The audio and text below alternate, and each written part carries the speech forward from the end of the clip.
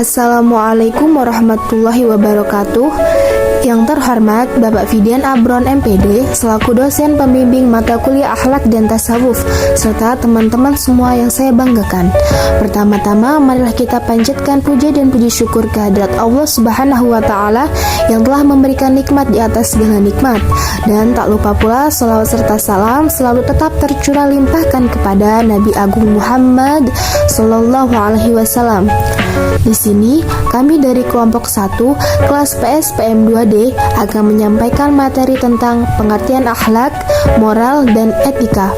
Di sini kami kelompok 1 yang beranggotakan yang pertama Afifatun Nisya dengan NPM 2111050113, yang kedua Jahyan Sugiarto dengan NPM 2111050136, dan yang terakhir adalah Reni Ramayani dengan NPM 2111050159. Baiklah, langsung saja ke materi yang pertama, yaitu tentang pengertian akhlak. Baiklah, materi pertama yaitu tentang pengertian akhlak dan ilmu akhlak. Kata akhlak berasal dari bahasa Arab khuluq, yang jamaknya akhlak. Menurut bahasa, akhlak adalah perangai, tabiat, dan agama. Kata tersebut mengandung segi-segi persesuaian dengan perkataan akhlak yang berarti kejadian, serta erat hubungannya dengan kata khaliq yang berarti pencipta, dan makhluk yang berarti yang diciptakan. Dalam Kamus Bahasa Indonesia, kata akhlak diartikan sebagai budi pekerti, watak, dan tabiat. Adapun tentang pengertian ilmu akhlak, ada beberapa definisi yang dikemukakan oleh beberapa pakar. Yang pertama, Al-Ghazali, bahwa ilmu menuju jalan ke akhirat yang dapat disebut ilmu sifat hati dan ilmu rahasia. Yang kedua, R. Jolivet, ilmu yang membahas hal-hal yang wajib dan patut bagi manusia hingga persoalan-persoalan yang dilarang. Yang terakhir, G. Gusdorff, ilmu akhlak yaitu jalan untuk menentukan suatu kebaikan sehingga menerangkan keadaan manusia dalam kehidupan sehari-hari. Selanjutnya, pengertian moral. Perkataan moral berasal dari bahasa Latin mores, kata jamak dari mos yang berarti adat kebiasaan. Dalam bahasa Indonesia, moral diterjemahkan sebagai susila. Moral artinya sesuai dengan ide-ide yang umum diterima tentang tindakan manusia yang baik dan wajar, sesuai dengan ukuran tindakan yang oleh umum diterima meliputi kesatuan sosial atau lingkungan tertentu. Apabila moral diartikan sebagai tindakan baik atau buruk dengan ukuran adat, konsep moral berhubungan pula dengan konsep adat yang dibagi pada dua macam adat, yaitu adat sahihah dan adat fasidah. Dengan kata lain, kalau arti kata moral sama dengan kata etika, rumusan arti kata moral adalah nilai-nilai dan norma yang menjadi pegangan bagi seorang atau suatu kelompok dalam mengatur tingkah lakunya. Adapun perbedaannya, yaitu etika lebih banyak bersifat teori, sedangkan moral lebih banyak bersifat praktis. Menurut pandangan ahli filsafat, etika membahas tingkah laku perbuatan manusia secara universal, sedangkan moral memandangnya secara lokal. Moral menyatakan ukuran, sedangkan etika menjelaskan ukuran tersebut. 3. Pengertian etika. Selain istilah akhlak, lazim juga dipergunakan istilah etika. Perkataan ini berasal dari bahasa Yunani ethos yang berarti adat kebiasaan. Ia membicarakan kebiasaan atau perbuatan tetapi bukan menurut arti tata adat, melainkan tata adab, yaitu berdasarkan intisari atau sifat dasar manusia baik atau buruk. Jadi etika adalah teori tentang perbuatan manusia dilihat dari baik buruknya. Dalam pelajaran filsafat, etika merupakan cabang dari ilmu filsafat. Para ahli membicarakan pengertian berbeda-beda tentang etika, antara lain sebagai berikut. Yang pertama, etika adalah ilmu tentang tingkah laku manusia, prinsip-prinsip yang disistemasikan tentang tindakan moral yang terbentuk menurut Webster Witz. Yang kedua, bagian filsafat yang memperkembangkan teori tentang tindakan, hujah-hujahnya dan tujuan yang diarahkan pada makna tindakan menurut Ensiklopedia Wincourt Prince. Yang ketiga, ilmu tentang moral atau prinsip kaidah-kaidah moral tentang tindakan dan kelakuan menurut A.S. Moby Dick. Etika dapat diartikan sebagai berikut. 1. Pandangan benar dan salah menurut ukuran rasio. Yang kedua, tindakan yang didasarkan pada ide-ide filsafat, kebenaran yang sifatnya universal dan internal. 3. Tindakan yang melahirkan konsekuensi logis yang baik bagi kehidupan manusia. Yang keempat, sistem nilai yang mengabadikan perbuatan manusia di mata manusia lainnya. Kelima, tatanan perilaku yang menganut ideologi yang diyakini akan membawa manusia pada kebahagiaan hidup. 6. Simbol-simbol kehidupan yang berasal dari jiwa-jiwa dalam bentuk tindakan konkret. 7. Pandangan tentang nilai perbuatan yang baik dan yang buruk yang bersifat relatif dan bergantung pada situasi dan kondisi. 8. Logika tentang baik dan buruk suatu perbuatan manusia yang bersumber dari filsafat kehidupan yang dapat diterapkan dalam pergumulan sosial, politik, kebudayaan, ekonomi, seni, profesionalitas, pekerjaan, dan pandangan hidup suatu bangsa. Karakteristik etika Islam yang berbeda dengan etika filsafat yaitu sebagai berikut. Yang pertama, ada etika Islam mengajarkan dan menuntun manusia pada tingkah laku yang baik dan menjauhkan diri dari tingkah laku yang buruk. Yang kedua, etika Islam menetapkan bahwa sumber moral, ukuran baik buruknya perbuatan didasarkan pada ajaran Allah Subhanahu wa Ta'ala, Al-Quran dan ajaran Rasul-Rasulnya. Yang ketiga, etika Islam bersifat universal dan komprehensif, dapat diterima oleh seluruh umat manusia dan dalam segala waktu dan tempat.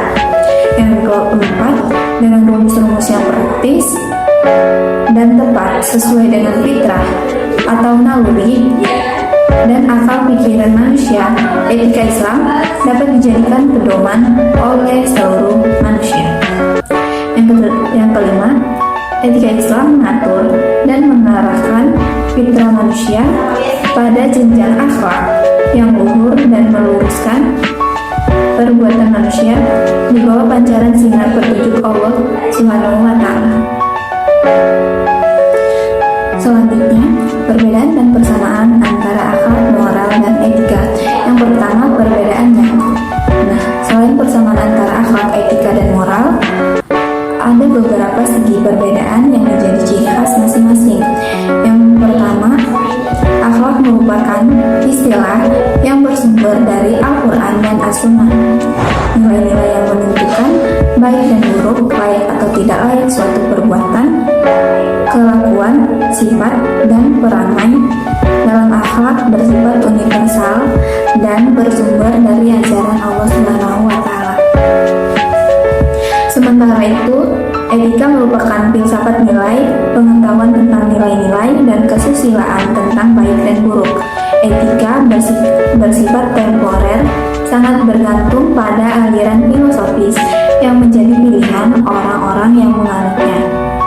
Dengan kata lain, perbedaan di antara ketiga istilah itu adalah akhlak, tolak ukurnya adalah Al-Quran dan As-Sunnah. Yang kedua, akhlak, etika, moral merupakan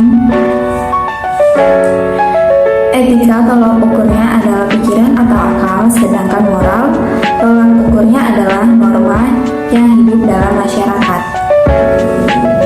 Kemudian persamaannya, ada beberapa persamaan antara akhlak, etika, dan moral, yaitu yang pertama, akhlak, etika, dan moral mengacu pada ajaran atau gambaran tentang perbuatan, akhlak, tingkah laku, sifat, dan perangai yang baik.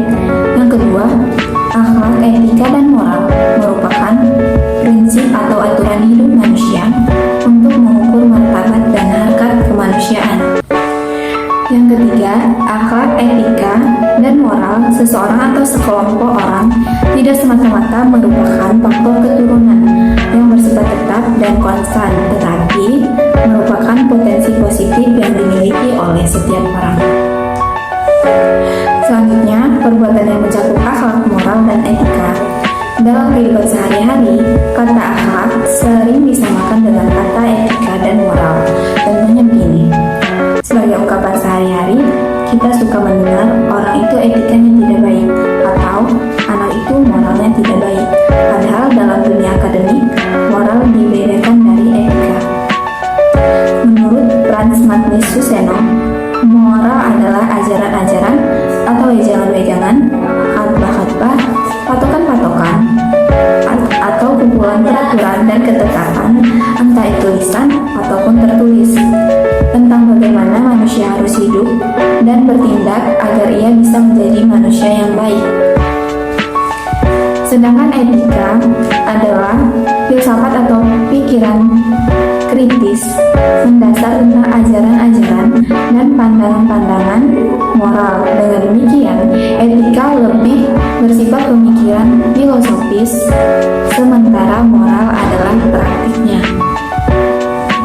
Kata lain yang sering dimaknai sama dengan akhlak adalah adab.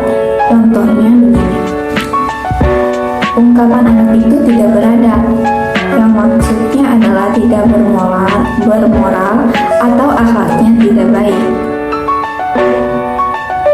Sejatinya kata adab artinya tata cara, seperti dalam ungkapan adab al-akal yang berarti tata cara makan. Di dalam kalam Allah, kata akhlak sering disebut seperti dalam firman Allah dalam Al-Qalam ayat 4 yang artinya dan sesungguhnya kamu benar-benar berbudi pekerti yang agung. Itulah tadi penyampaian materi dari kelompok kami. Selanjutnya di sini saya akan membacakan kesimpulan. Adapun kesimpulan dari materi berdasarkan tulisan di atas, diketahui bahwa antara akhlak dengan etika dan moral memiliki kesamaan arti, cakupan, dan tujuan. Namun pun demikian, juga memiliki perbedaan satu sama lainnya. Dalam perspektif Islam, akhlak dan tasawuf sangat berkaitan erat karena sama-sama bertujuan untuk mendekatkan diri kepada Allah Subhanahu wa Ta'ala. Serta dapat pula disimpulkan 4 hal, yaitu bahwa akhlak, etika, dan moral adalah suatu disiplin ilmu yang membicarakan tentang persoalan baik dan buruk antara akhlak, etika, dan moral, memiliki persamaan dan perbedaan.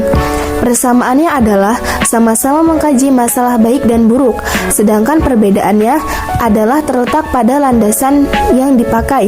Dalam konteks sejarah, antara akhlak dan tasawuf memiliki tujuan dan esensi yang sama, yaitu sebagai jalan untuk mendekatkan diri kepada Allah Subhanahu wa Ta'ala. Serta indikator orang berakhlak adalah beriman atau tidaknya seseorang. Salah satu karakter seseorang dikatakan beriman adalah ketika ia mampu melahirkan kedamaian dan ketentraman bagi alam lingkungannya. Demikianlah penyampaian materi dari kelompok 1. Apabila terdapat kesalahan yang disengaja maupun tidak disengaja, kami mohon maaf yang sebesar-besarnya, dan hanya kepada Allah kami mohon ampun. Kami akhiri, wallahul mu'afiq ila aqwamit thoriq. Wassalamualaikum warahmatullahi wabarakatuh.